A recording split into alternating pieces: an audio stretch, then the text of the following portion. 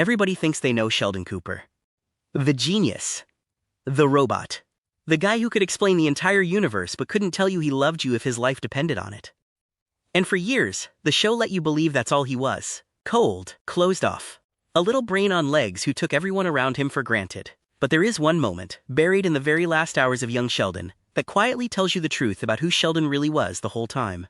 And once you see it, you can never watch him the same way again. By the end of this video, you're going to understand the single biggest regret of Sheldon Cooper's entire life. The thing that broke him so deep down that he spent the next 25 years pretending he didn't have a heart at all.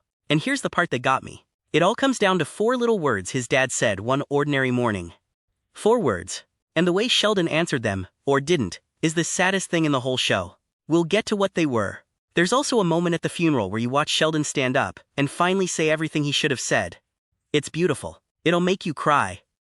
And it's a lie. It never happened. I'll explain.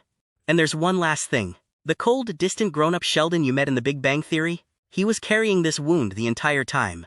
And 25 years later, he finally does the one thing he couldn't do as a kid. Hold that. Hey, grab a seat at Cooper's house.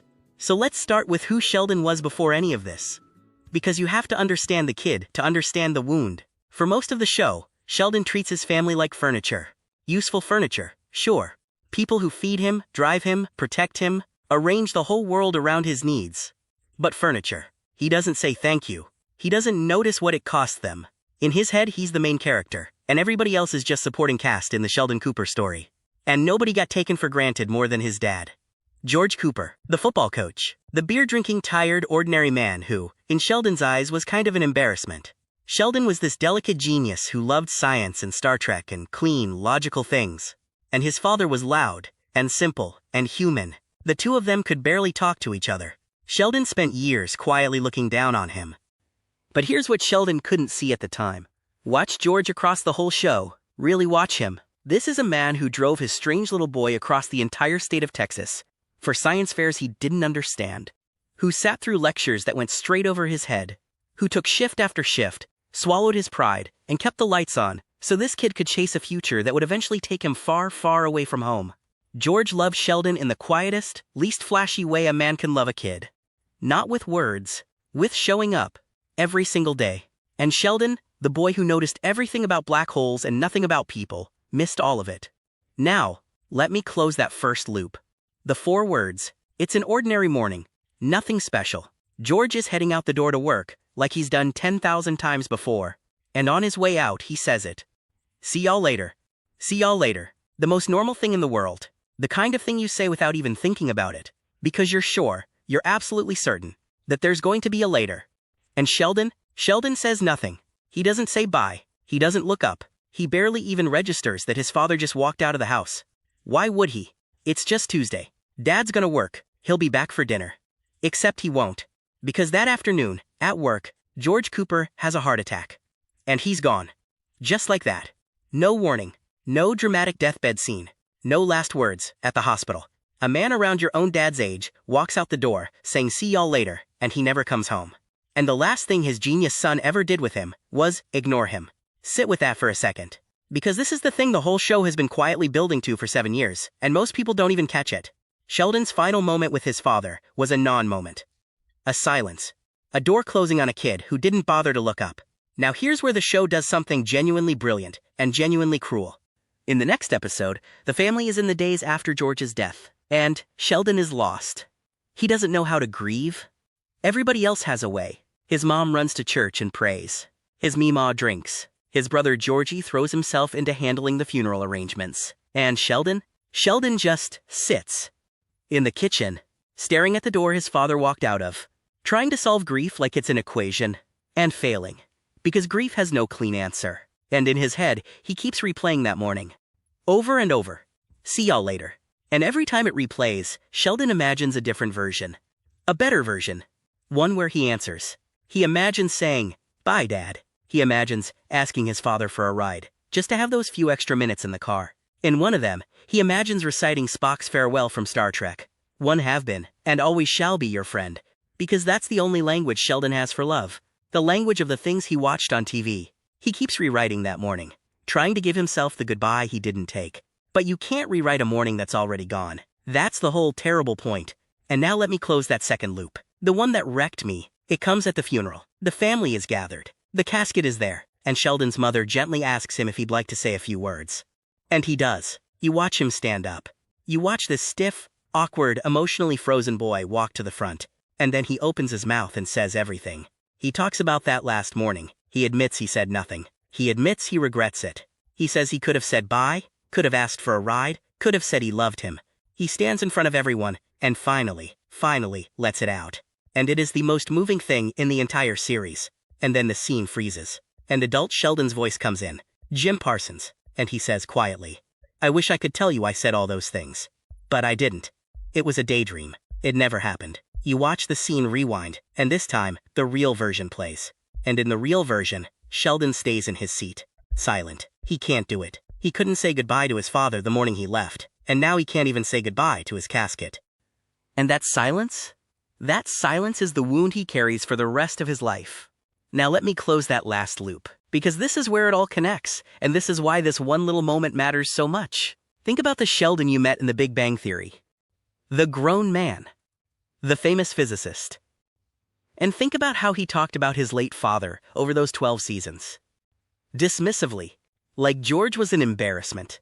Like he barely mattered. For years, adult Sheldon spoke about his dad as this lesser figure, this disappointment in his rearview mirror. And we all just accepted it. We figured, okay, that's Sheldon, he's cold, he didn't really love his dad. But now go back and watch that funeral. Now you know the truth. Sheldon wasn't speaking ill of his father because he didn't care. He was doing it because he cared too much and didn't know what to do with it. You don't spend 25 years quietly running down a man who meant nothing to you. You run down the memory of someone when looking at it straight on hurts too much to bear. The coldness wasn't the absence of love. The coldness was a scab over it. He focused on his father's shortcomings for years and years, and the show tells you exactly why he finally stopped. Adult Sheldon says it himself. Near the end, he says now that he's his father's age, now that he has children of his own, he finally understands. George wasn't a failure. George wasn't an embarrassment. George was just a person, doing the best he could, and he did a lot. And then Sheldon says the line he could never say at 14. The line he daydreamed at the funeral, but couldn't get out of his mouth. He says, "I loved my father, and I will miss him forever." It took him 25 years to say 4 words back to, "See y'all later." 25 years to answer his dad. And here's the beautiful part, the part that actually heals it a little. 25 years after that silent funeral, Sheldon Cooper stands on a stage and wins the Nobel Prize. The biggest moment of his life. And in his acceptance speech, in front of the whole world, he does the one thing he could never do as a kid. He stops. He turns to the people who love him, his wife, his friends, the family he built, and he thanks them.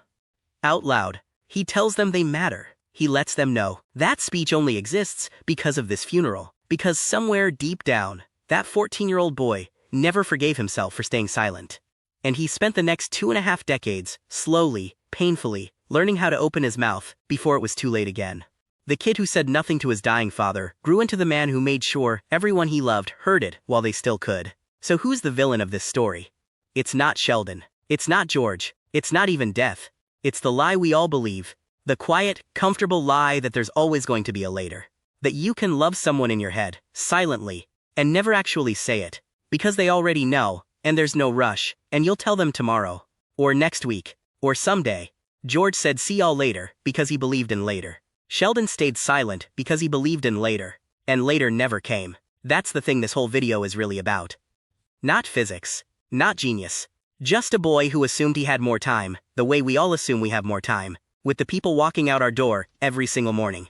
And here's what makes it land so hard. Sheldon Cooper had the highest IQ of anyone in that entire universe. He could calculate things no one else could even imagine. And the one equation he couldn't solve, the one that haunted him for life, was the simplest one there is. Just say it. Just say bye. Just say I love you, while the person is still standing in the doorway. The smartest man in the world didn't know how to do the easiest thing in the world. And it cost him the one goodbye he'd have given anything to take back. So the next time you watch Young Sheldon, don't just watch the genius. Watch the kid and his dad. Watch George show up, over and over, in his quiet, unremarkable way. Watch Sheldon not notice. And know what's coming. Know that one ordinary morning, that door is going to close for the last time, and the boy is going to spend the rest of his life wishing he'd looked up. Once you see it, you can't unsee it. the coldest character in the whole franchise, was actually the one carrying the deepest, most human wound of all. So I want to know what you think. Be honest with me. Do you think Sheldon's coldness as an adult was really grief in disguise the whole time? Or was the regret over his dad the one crack that finally let some warmth in? Drop it in the comments. I read every single one, and this is the one I really want to hear your take on. And hey, one real thing before you go. If somebody you love walked out your door this morning with a "see you later" and you didn't really answer, maybe answer now. Send the text. Make the call. Say the thing. Don't make Sheldon's mistake. Don't wait for a later that nobody's promised. That's it from me. Stay here at Cooper's house. We've got more of these people to break down. And I'll see you in the next one.